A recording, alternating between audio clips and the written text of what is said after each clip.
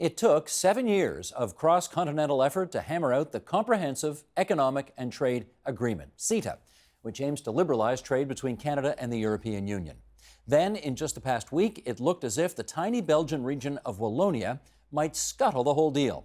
While it now appears that the pact will likely proceed, this week's events left much to reflect on. And joining us now to do just that, in our nation's capital, Angela McEwen, senior economist at the Canadian Labour Congress, and here in our studio, Omar Alam, CEO and founder of the Alam Advisory Group. Nice to have both of you on the program today as we consider CETA and the way forward. I'm going to start by reading something, Omar, that you had in the Hill Times just a few days ago. Last week, Canada's International Trade Minister, Chrystia Freeland, was driving Canada's offense through the EU's red zone with sights set high on a touchdown to bring CETA home. With the clock winding down in the fourth quarter, Belgium's province of Wallonia made a defensive move that Canada and the European Parliament wasn't prepared for. With no timeouts and no other plays in their offensive playbook, Canada got sacked for a loss.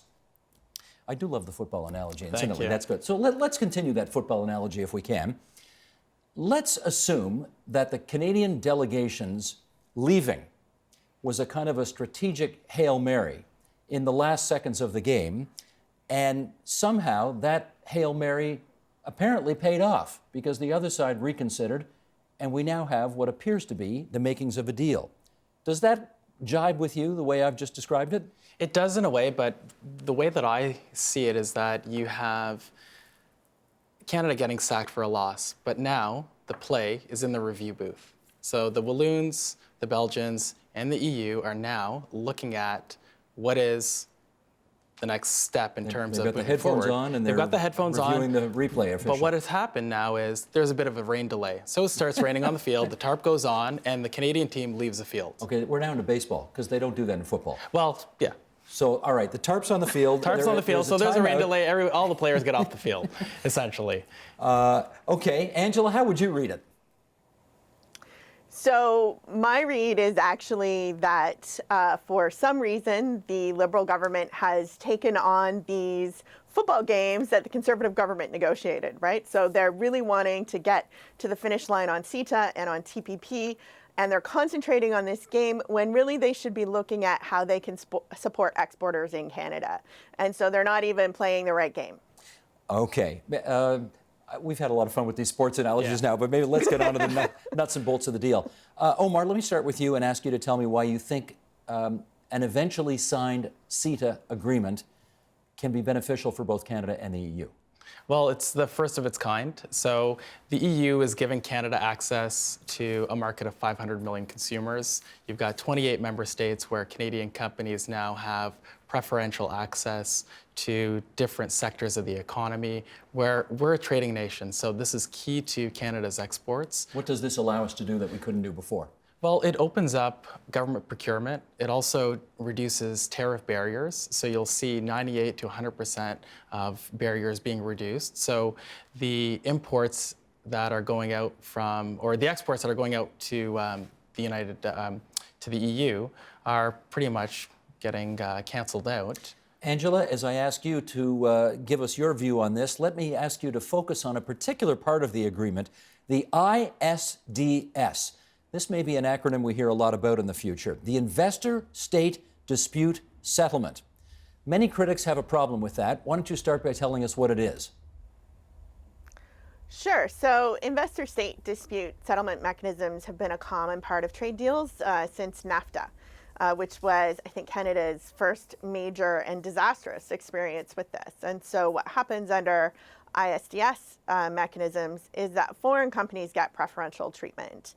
They have access to some dispute settlement mechanisms if government regulates something that they don't like, or if we try to ban environmental substances that are harmful.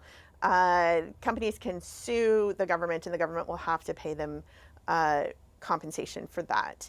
And this has been really disastrous in Canada. It's expensive. It puts a regulatory chill on governments who are thinking about banning toxic substances or who are thinking about having, environmental reviews for, say, a quarry in Nova Scotia or a pipeline, where the result of that environmental review can be challenged in this unaccountable international court, and there's no way to appeal that or to bring even in the facts of the case from domestic courts to that international tribunal, which is just a bunch of well-paid lawyers, actually, that in most ISDS cases, those lawyers, there's very little ethics governing that tribunal, so they can, be a client of working for a client on one day and hearing a case for that client on another day. The investor court system under the CETA improves the most egregious parts of the process of the international dispute settlement mechanisms, but it's still a problem that we're giving preferential treatment to large multinational corporations and that we're allowing them to challenge domestic regulations, domestic legislation, where governments have decided to do something in the best interest of the citizens, and these foreign corporations can challenge that based on lost profits. Okay, Angela is a definite... So that's a problem. I hear you. Okay, hang on, I got to go to Omar now. Angela is a definite no on this dispute settlement tribunal. Where are you on it? I think it's a major improvement from previous agreements, and it's still a work in progress. So it's something that, out of goodwill on both sides, will be able to be refined over time, especially as global conditions change, business environment, legal, regulatory environments in various countries are evolving as the world economy is. So I definitely think it is an improvement, but as you see, it's an emotional one versus a rational debate in terms of the ISDS process. I want to make sure I understand what you just said there. Are you basically saying, Angela? I was being that's emotional? what I'm following up on, Angela. I'm right there. Are you basically saying Angela's only appealing to an emotional argument here, whereas you've got sort of intellect and the facts on your side? No, I certainly respect where Angela's coming from. But when you look at it, I think at the core of the various protests, it really started at TTIP. TPP. Right? Not TPP. What are you talking about? Sorry. The transatlantic agreement between the United States and the EU. Oh, okay. So when you're looking at that, I think all the protests really started with the EU and the US agreement that's being negotiated, and then it kind of trickled down into CETA getting kind of caught up in that storm. So the real fear is that US multinational companies will be able to come in and sue a government, undermine the sovereignty of a country, and the majority of the population saw that, well, the Canadian agreement will do the same thing, but they're two separate agreements. And there is a specific court and system that's in place with the ISDS within CETA that is completely different from the US and EU agreement that's being currently negotiated. But you think at the end of the day that this dispute settlement tribunal will work and Canada will be satisfied with it? I think it's a good start. Again, this is a large agreement. It's a work in progress. But it's a work in progress, All right, absolutely. let me go to Angela on this issue. I gather part of the stumbling block here and the reason why this one region in Belgium, or one of the reasons why this one region inside Belgium wouldn't sign off on the deal, Wallonia, is because they weren't happy with the agreement. Do you think it's possible to improve this part, this dispute settlement part of the CETA agreement? Well, I don't think it's a necessary part of the agreement at all, and that is what has been in this agreement that's been signed within Belgium that's allowed the deal to kind of continue going forward. If you read what they say, it's not just the region of Wallonia, it's also the capital region and the German-speaking community and the Flemish-speaking community also have a say, I guess, constitutionally. So there are 4 elements or regions constitutionally within Belgium that are saying they will not ratify this deal with the investor state mechanism as it sounds in CETA. So they are giving notice that they will not ratify the deal as it stands. Right. So Omar, there are clearly constitutional issues at play in Europe. Are there here in Canada as well? I think the issues within Canada have been resolved. One of the major sticking points at the start of the negotiations was ensuring that Canada had the provinces on side, and that was dealt with in a timely and effective manner so that we could actually move the ball up the field in terms of negotiating CETA. Here we are back to football. We're back analogies. to the football. So, and just to be clear, the provinces are on side? Every province in Canada is on side with this? The majority of the provinces, all of them, are on side. Sorry, is it the majority or is it all of them? All of them. All of them are on side. I don't think Newfoundland's on side. I think they've raised some concerns around their quotas around fish processing. And right now we have friendly governments in Ontario and Quebec. But should those governments change, they could possibly raise constitutional questions if we don't go through some sort of formal ratification process by the provinces. Well, there'll be no change in government in Ontario for if it were to happen, it won't happen for 20 months. So presumably this will be taken care of by then. The ratification process in Europe could take years. Huh, okay. Let's try this. At some point later down the road, there could be constitutional issues raised about CETA if we don't, at this point, have some kind of formal ratification process by the provinces. And CETA also extends into municipalities, which hasn't happened before. And in Europe, there are thousands of municipalities that have declared themselves CETA-free zones. And there are municipalities in Canada that have also made declarations opposing CETA, have asked to be carved out of CETA. They weren't carved out. They got some limits changed, but there was no consultation with the municipalities who are going to be seriously affected by how CETA works. Let me follow up on that. Like to go back sorry, to the Angela, sorry. I'm going to cut you off, benefits. Angela, because we Okay. have a finite amount of time and I can't let you have all of it. I'm sorry. Omar, I need you to follow up on Angela's last point, which is that there are groups and interests that are affected by this thing, which were not necessarily either consulted or at the bargaining table in the final analysis. How problematic is that to getting buy-in on this treaty? It's extremely problematic because, and I fully agree with Angela that there needs to be more transparency, openness from day one in terms of an agreement as such. The reality is that didn't happen, and cause and effect of what we saw in Wallonia on the European side. So definitely we need more of a transparent process and an open dialogue with business, with industry associations, with civil society and Canadians in general. Would you agree environmental groups, health groups, some municipalities, labor groups ought to have been more included than they were? Definitely. You would agree with that? Yeah. Okay. Is it, having said that, Angela, is it possible when you're trying to negotiate something that will take years and years and is as comprehensive as this treaty hopes to be, or this agreement hopes to be, is it really reasonable to expect everybody to have their digs in on it?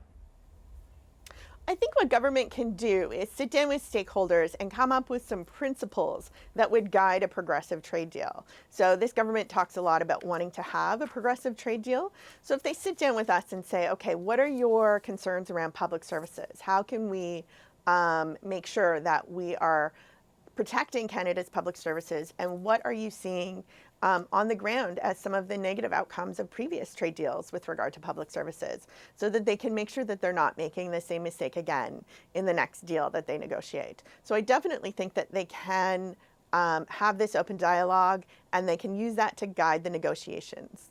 At the risk of torturing another sports analogy here, I do want to quote the minister involved, the International Trade Minister, Chrystia Freeland, who had this to say when it looked like the thing was going to go down the tubes. Sheldon, roll the clip, please. Canada has said on many occasions, for us, this is an excellent agreement. It is an agreement that we have made substantially more progressive since we came into office. Canada is ready to sign CETA, but the ball is in Europe's court, and it's time for Europe to do its job. Is this a done deal now? The fact that Wallonia and Belgium have come to the EU and said that they've come to a consensus, it will be a done deal when it's signed. And any idea when that will be? It's hard to say, but I don't see it taking a lot of time going through the European Parliament after all of the member states click their pens and get ready to sign the agreement with Prime Minister Trudeau. Angela suggests this could take years. Are you looking at that kind of time frame? No, not, you're looking at signing, and then it then goes to the European Parliament, which is expected to rubber stamp it. Which is a rubber stamp, but then the agreement is provisionally applied. From there, Right. then CETA goes to every national parliament for approval. So that's what could take years. But essentially, if I understand it, the European Parliament's checkoff is basically, that gets you 90% there. Then the individual countries will argue over the remaining 10% of the details. Is that fair to say? Well, no, they won't argue. It's not argue, but they'll take their time to. Well, once they go through the agreement and then sign it, then the agreement is 100% in force. Okay, Angela, when the minister, Chrystia Freeland, says that CETA is substantially more progressive than her critics would suggest, is she right? No, The only thing that this government has been able to change about the deal is the investor court system. And so they've improved the process for that part of the deal. But on government procurement, on public services, on privatization, on a whole host of other issues, it's not. It's Harper's deal still. So we've asked them to take a pause and to negotiate an actual progressive trade deal. But there's unwillingness either in the part of Europe or in the part of Canada. We don't know where that's coming from. But there does seem to be unwillingness to sit and actually open up the deal. You've heard about this interpretive instrument that was trying to do some of that. And what we wanted to be able to do was actually open up the deal and change the deal to reflect these concerns, because we have concerns about how effective that interpretive instrument will actually be in a court when we're deciding any disputes that arise. Has the Canadian Labour Congress had a chance to meet with the minister on this issue? Absolutely, yes. So your voice has been heard. Absolutely. This government has done a much better job of making that effort to reach out and to talk. They've done it on the Trans-Pacific Partnership, where they've held meetings across Canada. They've come and they've talked to various labor leaders. They've made time to listen to us and to our concerns. Okay. But the deal was already negotiated. It was shut by the time they were listening to us. Well, if they've heard your concerns, though, I mean, that's what their job is. Their job is to listen to your concerns. But hearing you doesn't necessarily mean that you get your way. So would you agree they've done their job? But there was no opportunity for the deal to change at all. So if they hear us, but there's no way that the deal can be changed or made more progressive at this point, according to them, the deal's shut, it's over, then how much use is it for them to be listening to anyone if there's no opportunity for any change to be made? Okay. Let me put a new issue on the table here, because I don't have to tell either one of you that thanks to, I think, Bernie Sanders and Donald Trump, there has been a vast debate taking place all over the world, particularly, I guess, in the United States during the presidential election campaign, focusing on these major trade agreements, which, interestingly enough, two significant candidates for both the Democrats and the Republicans both think are terrible. Both think have led to massive layoffs, particularly in the manufacturing sector. Donald Trump has been just excoriating in his views about NAFTA, for example. I wonder, Omar, to you first, whether you think the CETA will counteract some of what appears to be some deeply held concern about the nature of these vast trade agreements now. I think it will create more opportunity for companies to diversify away from the United States. That reliance, it has been something that we've been trying to break for the last, 10 years. Well, how is that good for the American middle class and working class if this agreement will allow companies to move more jobs out of the United States? It's to them, they're also trying to put together the similar type of agreement with the European Union as well. So the rise in protectionism definitely, is something that's a common theme across the world. So the focus for the U.S. administration and the two candidates is very much how do we build the economy, how do we create jobs, keep manufacturing in the country, and ensure that, we're competitive and innovative, and we're moving forward in a fast-paced world. But what we're seeing now in the Canadian context is that we can trade with a partner like the United States, but also we now have access to new markets, which is unheard of. And also the fact that the EU, the first time that they're ever doing this, is creating these conditions and ease of doing business for Canadian companies, where you're reducing 94% to 100% tariff elimination in key sectors of the Canadian economy. So agriculture, agri-food, you're looking at manufacturing, advanced manufacturing, forest products. So this is definitely a good sign for how companies, but more specifically countries, want to grow their own economies. And it's a good sign and a lesson learned. We're hoping that the Americans are taking notes of what had happened with the last quarter of the CETA agreement negotiations, because then they can look at how they can advance their own trade agenda. All right, the question then for the other side of the coin for you, Angela, is in spite of some very intense anti-trade agreement sentiment that is clearly out there in the United States in particular, but also in Canada as well, in spite of all that, CETA looks like it's happening. Why do you think it's happening if there's so much antipathy towards it? That's a great question. I have no idea why governments seem to feel that signing a trade deal is a solution for growing the economy and improving actual exports. But we've already have reduced tariffs with European countries. We already trade with all of these European countries. We're only reducing, some targeted tariffs in some areas, and we could do that without the rest of the deal, without this investor court, if we just had a 30-page agreement that reduced tariffs, I don't think you'd see the same kind of opposition that you're seeing. What we have is a 1,600-page agreement that does things like extend patent protections for pharmacare companies, and that will cost our healthcare system, and that will make it harder for us to have a national pharmacare program. And so that should be part of the public debate. We should be debating whether or not we want a national pharmacare program and whether or not we want to extend protections for big pharma when we're actually losing protections in other areas. Now, just to be clear, Angela, just to be clear, hang on, Angela. I just want to say that. Just to be clear, though. I'm sorry, I do just want to say that the proponents of CETA, the economic analysis, the biggest bump that we see is a fraction of what something like legalizing marijuana does. So even the biggest proponents of trade with Europe saying we should sign CETA, we're only going to grow the economy by, within error bars of what the economy is already going to be growing over the next 10 years. So focusing on the trade agreement, like I said at the beginning, is a mistake. You need to focus on how do you help companies grow strategically in Canada? What kind of infrastructure should government be putting in place to help companies grow? What kind of training do we need? What kind of high-speed internet do we need? These types of things are what we should be doing to help companies export. And trade agreements are not about trade. This is like one thing we need to say. It's not anti-trade sentiment. It's a pro-democratic sentiment. We want our elected legislatures to be able to make legislation about in the public interest. We want that to happen without paying companies out millions and billions of dollars in these investor suits. So okay, trade, Omar, we want jobs, Omar, I got 2 minutes left. I got to give Omar equal time here.